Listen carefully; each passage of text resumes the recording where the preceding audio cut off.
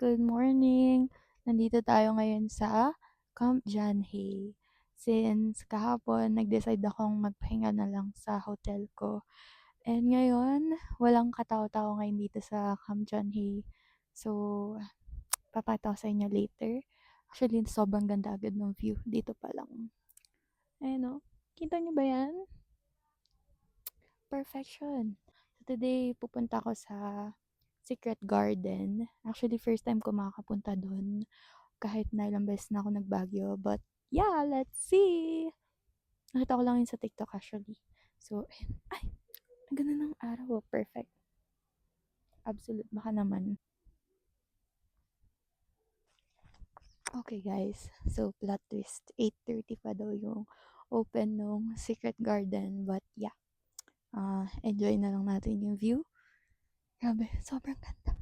Pwede sa inyo yung fit ko for today. So, got this top from Surplus, and then got this barrel jeans from Shopee.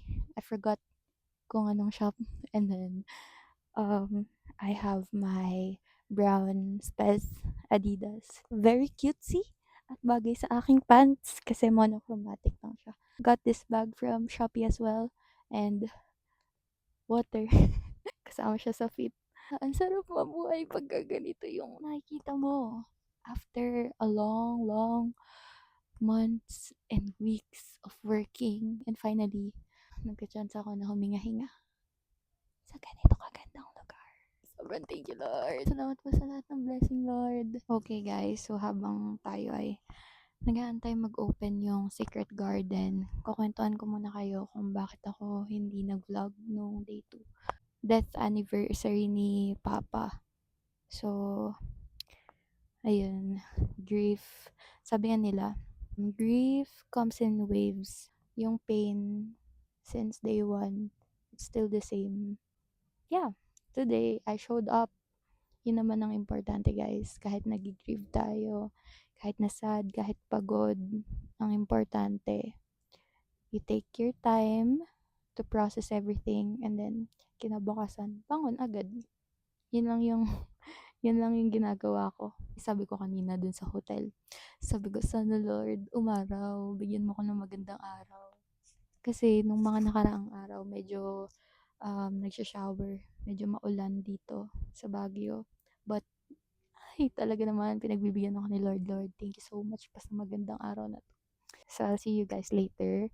And, magtitingin-tingin lang ako ng view dito.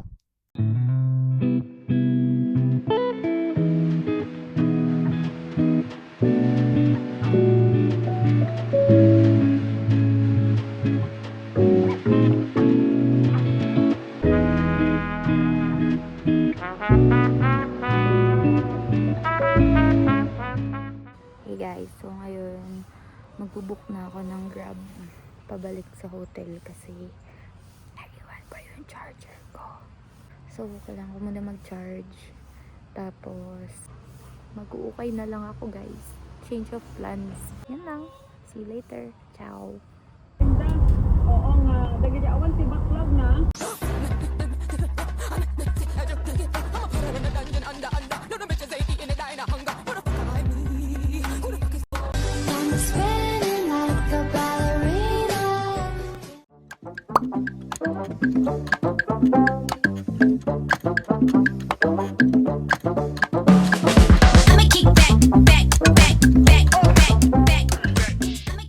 Hey guys, so ngayon nandito ako sa Session Road.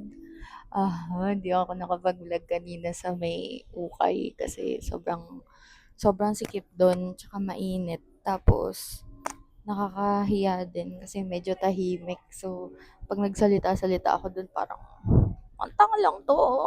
Andito ako sa milk tea shop na parang katabi to nung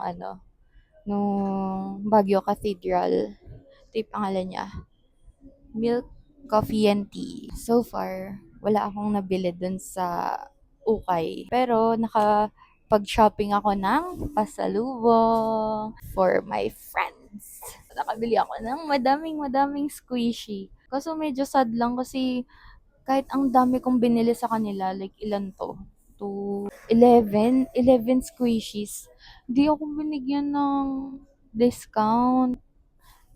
Pero kasi kahapon or nung isang araw dun sa Baguio Night Market, binibigyan nila ako ng discount dun. Pero kasi ako, nakabili ako dito along sa may Session Road. Alam ko dun yun sa may Sky something, Sky Pacific, Skyway, Chururut. Basta yun. Pero okay lang. Gets naman. Inflation is real. First sip. Oh, kayo muna. Charot. Ako na. Sarap. Ilang araw na akong nagki-crave sa milk tea, ngayon lang ako nakahanap ng milk tea shop. Bale pala yung vlog na 'to dapat day 4 na 'to kasi day 2 and day 3 ko hindi ako nakapag-vlog. Buti na lang talaga maganda yung araw ngayon, hindi umulan guys, buong araw hindi umulan. Bale bukas guys, uuwi na ako sa Bulacan kasi miss na miss ko na yung mga baby ko. Mga pusa ko, sila Maki. Dito ko natatapusin yung vlog ko, yung Baguio solo trip ko. And sana na-enjoy nyo para sa future self ko. You made it. Wow. Feeling. Yun lang guys. So, I hope you enjoyed this vlog and sana masundan pa yung mga solo trip ko na to. Hopefully, Lord, ipag-pray ko, Lord, the next vlog ko po ay solo trip ko naman po sa ibang bansa. Pero, yun lang guys. Thank you so much for watching. Ciao! 난 모를 거야. 아마 날. Oh, kayo muna. Charot. Ako na.